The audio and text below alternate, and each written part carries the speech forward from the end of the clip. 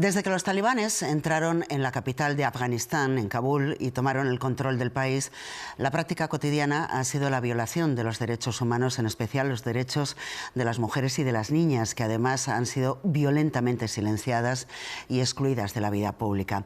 Una realidad que durante los primeros meses cobró protagonismo en los medios de comunicación y que luego se ha ido paulatinamente olvidando. Ese olvido y ese silencio es precisamente el que se denuncia en el libro de poemas Kabul, crónica de un silencio, del escritor catedrático de Filología y presidente de la sección de literatura del Ateneo, José Manuel Lucía. Bienvenido, buenas tardes. Hola, buenas tardes. Señor Lucía, el libro es un poemario. ¿Por qué ha elegido la expresión poética para esta denuncia? ¿Sería distinto si fuera una crónica periodística? ¿El impacto sería diferente? Bueno, el impacto ya lo hicisteis vosotros de una manera estupenda durante esos 15 días del mes de agosto del 2021. La verdad que tanto en 24 horas como en todos los medios se hizo un seguimiento en donde pudimos sufrir y compartir el sufrimiento. Pero la poesía y lo que es la literatura nos permite que ese tiempo en un momento determinado se convierta en algo más eterno, que lo podamos seguir sufriendo y compartiendo, y en este caso denunciando también a lo largo de los años y hacerlo presente en este momento. Gracias por el elogio al trabajo de mis compañeros del canal 24 Horas. Hay algo también que me surge, bueno, ¿qué es lo qué cree usted que genera tanto miedo en los hombres para que necesiten someter a las mujeres?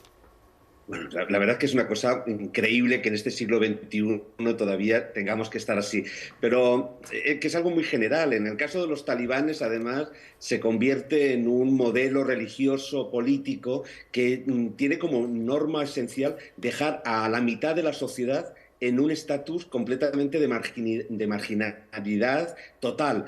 Llegando al extremo ahora de quitarles la posibilidad de la educación, que es el elemento básico precisamente de desarrollo que se había hecho durante los 20 últimos años, ¿no? Y realmente es muy triste pensar que esos compañeros, en este caso del colegio, de la universidad, del trabajo, que han sido compañeros de tantas mujeres en Afganistán durante estos 20 años, de pronto en la llegada de los talibanes hayan quedado en silencio, no hayan hecho nada tampoco por ayudar a sus compañeras, a sus mujeres o a esas personas, ¿no? A esas mujeres que en un momento dado sufren de esta manera, ¿no? Y realmente a esa pregunta hay muy poca posibilidad de contestación racional, ¿no? Porque realmente es una irracionalidad que tenemos que denunciar constantemente. El miedo también muchas veces paraliza y puede ser, desde luego, Sin nunca es duda. una excusa. Pero, bueno, ¿por qué Kabul, de todas maneras, señor Lucía? ¿Esta reflexión surge de algún viaje personal?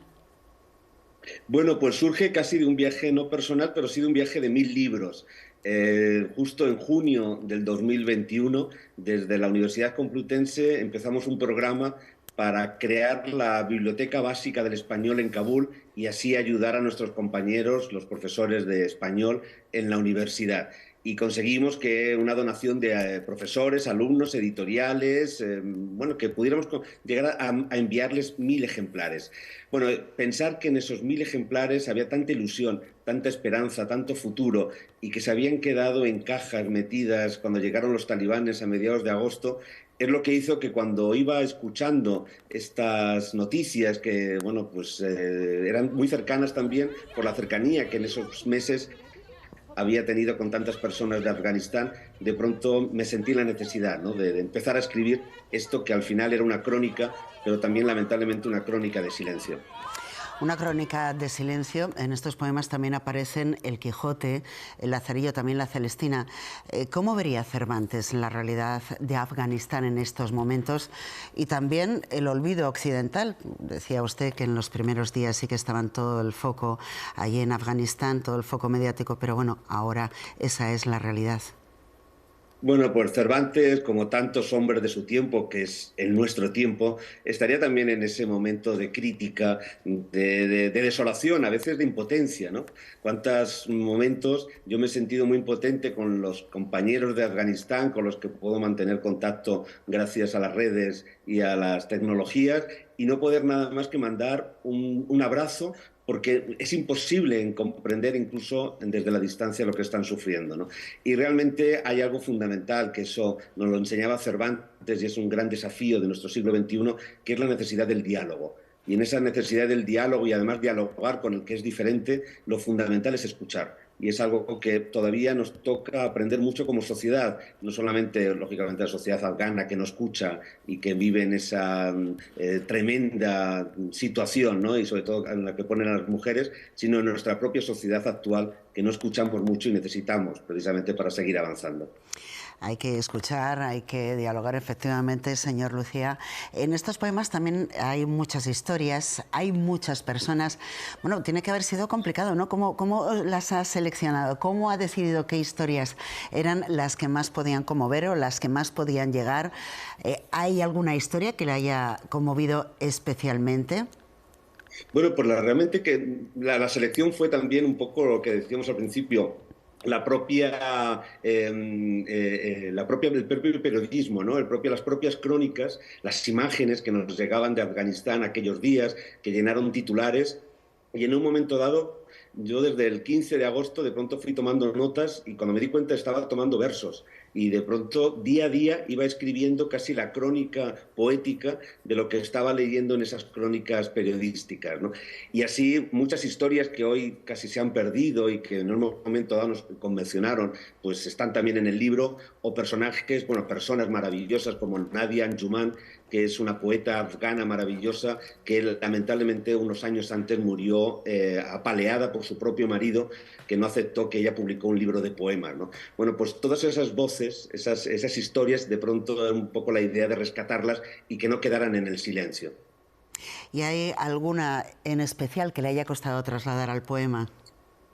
Bueno, pues hay una, sobre todo, más que me haya costado al revés, o sea, esta fue, y si me permites, ya con eso y leer, el 23 de agosto una imagen que muchos seguramente recordaréis, es esa imagen de pronto la llegada del tercer avión a Torrejón de Ardoz con los refugiados, las personas que salvaban de Afganistán y de pronto un abrazo de 10 minutos de una militar española con una de las mujeres embarazadas que venía de Afganistán y esos 10 segundos nada más de un abrazo, yo creo que también fue un momento de pensar en que toda la esperanza, si realmente, como decía antes, ¿no? Nos habláramos más, nos abrazáramos más y miráramos con mayor ternura y a la gente que tenemos enfrente y sobre todo a los que son diferentes, ¿no?